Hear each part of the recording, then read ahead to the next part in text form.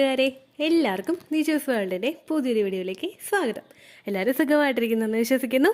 ഞങ്ങളിവിടെ സുഖമായിട്ടിരിക്കുകയാണ്. അപ്പോൾ എല്ലാവരും സന്തോഷത്തോടെയും ആരോഗ്യത്തോടെയും ഒക്കെ ഇരിക്കുക കേട്ടോ. ഓവുലേഷൻ കഴിഞ്ഞിട്ടുള്ള 2 വീക്സ് വെയിറ്റിംഗ് ടൈമിൽ ഒരാളും തന്നെ ചെയ്യാനായിട്ട് പാടില്ലാത്ത 3 പ്രധാനപ്പെട്ട കാര്യങ്ങളെ പറ്റിയിട്ടാണ് ഇന്നത്തെ വീഡിയോയിൽ സംസാരിക്കുന്നത് കേട്ടോ. നിങ്ങൾ ഒരുപാട് നാളുകളായിട്ട് പ്രഗ്നൻസി ട്രൈ ചെയ്യുന്നവരാണെങ്കിൽ നിങ്ങൾ ഈ 3 കാര്യങ്ങൾ ചെയ്യാനേ പാടില്ല. അപ്പോൾ അതെന്താണെന്ന് നമുക്ക് നോക്കാം. വീഡിയോ നമുക്ക് സ്റ്റാർട്ട് ചെയ്യാം. നമ്മൾ എല്ലാ സ്ത്രീകളും വീട്ടിലുള്ള ഓരോ കാര്യങ്ങളും ഓരോ സമയത്തും ചെയ്യാറുണ്ട്. ഓവുലേഷൻ നടക്കുന്ന സമയത്ത് നമ്മൾ അണ്ടം വളരാൻ വേണ്ടിയിട്ട് ഒരുപാട് കാര്യങ്ങൾ ചെയ്യുന്നത് പോലെ തന്നെ ഓവുലേഷൻ കഴിഞ്ഞിട്ടുള്ള 2 വീക്സ് ടൈം, നമ്മുടെ ലൂട്ടിയൽ ഫേസിന്റെ ആ ഒരു സമയം, നമുക്ക് ഇംപ്ലാന്റേഷൻ നടക്കാൻ സാധ്യതയുള്ള സമയം, ഇംപ്ലാന്റേഷൻ നടന്നിട്ട് നമ്മുടെ കുഞ്ഞ് ഗ്രോ ആയി തുടങ്ങുന്ന ആ ഒരു സമയം, ഈ സമയത്ത് നമ്മൾ 3 കാര്യങ്ങൾ ചെയ്യാൻ പാടില്ലാത്തതിൽ ഏറ്റവും ആദ്യം തന്നെ വരുന്ന കാര്യങ്ങൾ, നമ്മൾ ഒരുപാട് നേരം നിന്നുകൊണ്ടുള്ള ജോലികൾ ചെയ്യുന്നത് അവോയ്ഡ് ചെയ്യുക. ഒരുപാട് നേരം നിന്നുകൊണ്ടുള്ള ജോലികൾ എന്ന് പറയുമ്പോൾ നിങ്ങൾ രാവിലെ എഴുന്നേൽക്കുമ്പോൾ മുതലുള്ള നിങ്ങളുടെ കാര്യങ്ങളൊന്ന് ശ്രദ്ധിക്കുക. രാവിലെ നിങ്ങൾ എത്ര മണിക്ക് കിച്ചണിൽ കയറും, ഹസ്ബൻഡ് കയറിയതിനു ശേഷം എപ്പോഴാണ് നിങ്ങളൊന്ന് ജോലികളൊക്കെ തീർത്ത് ഇരിക്കുന്നത്, ആ സമയം നിങ്ങളൊന്ന് മോണിറ്റർ ചെയ്യുക. നിങ്ങൾ ഒരുപാട് സമയം ചായ വെക്കുന്നു, ചോറ് വെക്കുന്നു, സ്നാക്സ് ഉണ്ടാക്കുന്നു, ഇങ്ങനെയുള്ള ഓരോ കാര്യങ്ങളും നിങ്ങൾ ചെയ്യും തോറും കൂടുതൽ നേരം നിങ്ങൾ അങ്ങനെ നിൽക്കുന്നത് നിങ്ങളുടെ ആ ഒരു ബോഡി പ്രഷർ ഒരു ഭാഗത്തേക്ക് കൂടുതലായിട്ട് കോൺസെൻട്രേറ്റ് ചെയ്യുന്നതിന് കാരണമാകുന്നു. ഇങ്ങനെ വരുന്നത് പല സ്ത്രീകളിലും ഇംപ്ലാന്റേഷൻ നടക്കുന്ന സമയത്ത് മറ്റുള്ള ഓരോ ബുദ്ധിമുട്ടുകൾ ഉണ്ടാവുന്നതിന് കാരണമാകുന്നു. നമുക്ക് കാലിന് ഉപ്പൂറ്റി ഭാഗത്ത് വേദന വരിക, അല്ലെങ്കിൽ നടുവിന് കൂടുതൽ വേദനകൾ അനുഭവപ്പെടുക, ഇതെല്ലാം ഇംപ്ലാന്റേഷൻ നടക്കുന്ന സമയത്ത് നമ്മൾ കുറയ്ക്കേണ്ട കാര്യങ്ങളാണ്. എന്ന് വിചാരിച്ചിട്ട് ഇംപ്ലാന്റേഷൻ നടക്കുന്ന സമയത്ത് ഒരു സ്ത്രീക്ക് വീട്ടിലുള്ള കാര്യങ്ങൾ ചെയ്യാതിരിക്കാനായിട്ട് സാധിക്കില്ല.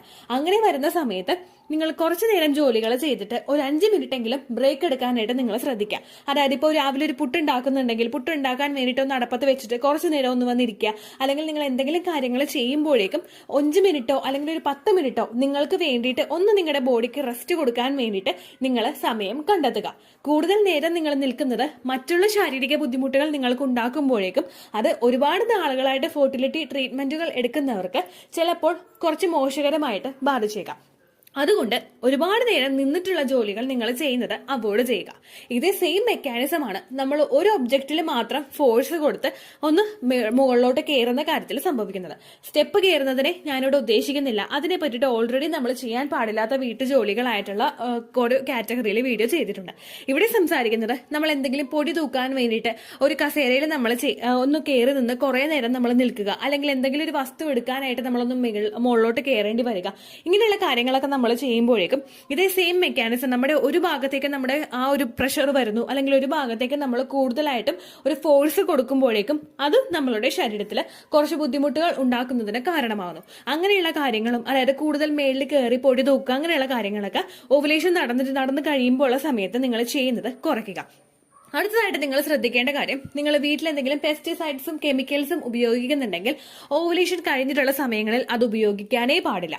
നമ്മുടെ ആദ്യത്തെ ഒരു മാസം, പ്രഗ്നൻസിയുടെ ഫസ്റ്റ് ട്രൈമസ്റ്ററിൽ ഏറ്റവും ക്രൂഷ്യൽ ആയിട്ടുള്ള ഫസ്റ്റ് മന്ത് കംപ്ലീറ്റ് ആകുന്നത് നമുക്ക് ലാസ്റ്റ് മന്തിൽ എന്നാണോ LMP വരുന്നത് ആ ദിവസം മുതൽ നമുക്ക് ഈ മാസം പീരീഡ് മിസ്സാകുന്ന ആ ദിവസം വരെയാണ്. ആ സമയം കൊണ്ട് തന്നെ നമ്മുടെ ഫസ്റ്റത്തെ മന്ത് കംപ്ലീറ്റ് ആയിട്ടുണ്ടാകും. ഈ ഒരു ഫസ്റ്റത്തെ മന്തിൽ നമ്മുടെ ഇംപ്ലാന്റേഷൻ നടക്കുന്ന ഓവുലേഷൻ കഴിഞ്ഞിട്ടുള്ള 6 മുതൽ 12 ദിവസത്തിനകത്ത് നമ്മുടെ കുഞ്ഞിന്റെ ഗ്രോത്ത് അവിടെ തുടങ്ങുകയാണ്.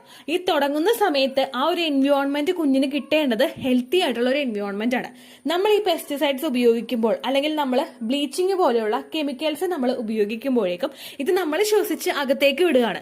ഇത് കുഞ്ഞിനും ബുദ്ധിമുട്ടുകൾ ഉണ്ടാകും. കുഞ്ഞിന്റെ ഗ്രോത്തിന് ഓക്സിജൻ ആയിട്ടുള്ള എയർ സർക്കുലേഷൻ ആയിരിക്കില്ല നമ്മളുടെ ശരീരത്തിൽ ഉണ്ടാവുന്നത്. ഇത് നമ്മൾ കൂടുതലായിട്ട് നമ്മൾ ശ്വസിക്കുമ്പോഴേക്കും അത് കുഞ്ഞിന്റെ ഗ്രോത്തിനും കുഞ്ഞിന് മിസ്കാരേജ് ഉണ്ടാകുന്നതിനും കാരണമാകുന്നു. കുഞ്ഞിന്റെ ഗ്രോത്തിനെ ഇത് വളരെ മോശകരമായിട്ട് തന്നെ ബാധിക്കുന്നു. അപ്പോൾ അങ്ങനെയുള്ള വസ്തുക്കൾ, കെമിക്കൽസും പെസ്റ്റിസൈഡ്സും നമ്മൾ ആ ഒരു സമയത്ത് ഉപയോഗിക്കാനായിട്ട് പാടില്ല. നമ്മൾ എന്തെങ്കിലും ചെടികളും അല്ലെങ്കിൽ ചെടികളിൽ ഉണ്ടായിട്ടുള്ള ആ പുഴുക്കളെയൊക്കെ നശിപ്പിക്കാൻ വേണ്ടിയിട്ട് നമ്മളിത് സ്പ്രേ ചെയ്യുന്നതും, അതുപോലെ ഹിറ്റ് നമ്മൾ സ്പ്രേ ചെയ്യുന്നത്, അതുപോലെ ബാത്റൂം ക്ലീനിങ്ങിനോ അല്ലെങ്കിൽ വേറെ എന്തിനൊക്കെയോ വേണ്ടിയിട്ട് ബ്ലീച്ച് ഉപയോഗിക്കുന്നത്, അതുപോലെ ഭയങ്കരമായിട്ട് നമ്മുടെ മൂക്കിലോട്ട് അങ്ങനെ അടിച്ചു കയറുന്ന തരത്തിലുള്ള ഫ്രാഗ്രൻസിൽ ആ അത്രയും കെമിക്കൽസ് നമ്മൾ എക്സ്പ്ലോഷർ ആ ഒരു സമയത്ത് ചെയ്യുന്നത് നിങ്ങളുടെ ആ ഒരു കുഞ്ഞിന്റെ ഗ്രോത്തിനെ ഭയങ്കര മോശമായിട്ട് തന്നെ ബാധിക്കും. അങ്ങനെയുള്ള കാര്യങ്ങളും നിങ്ങൾ ഉപയോഗിക്കാനായിട്ട് ഒട്ടും തന്നെ പാടില്ല കേട്ടോ.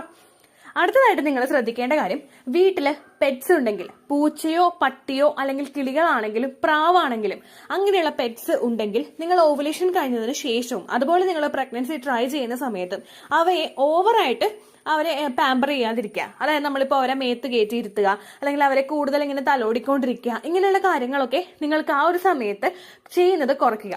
കാരണം ഇവയിൽ നിന്ന് നമുക്ക് ഇൻഫെക്ഷൻസ് ഉണ്ടാകാനായിട്ടുള്ള സാധ്യതകൾ കൂടുതലാണ്. അങ്ങനെയുള്ള ഇൻഫെക്ഷൻസ് ഒക്കെ നിങ്ങൾക്ക് ആ ഒരു പ്രഗ്നൻസി ട്രൈ ചെയ്യുന്ന സമയത്തോ അല്ലെങ്കിൽ പ്രഗ്നൻസിയുടെ ആദ്യത്തെ ഭാഗങ്ങളിലോ ആദ്യത്തെ സമയങ്ങളിലോ ഒക്കെ ഉണ്ടായി കഴിഞ്ഞു കഴിഞ്ഞാൽ അതുമൂലം കുഞ്ഞിന് മിസ്കാരേജ് ഉണ്ടാകാൻ സാധ്യതയുണ്ട്.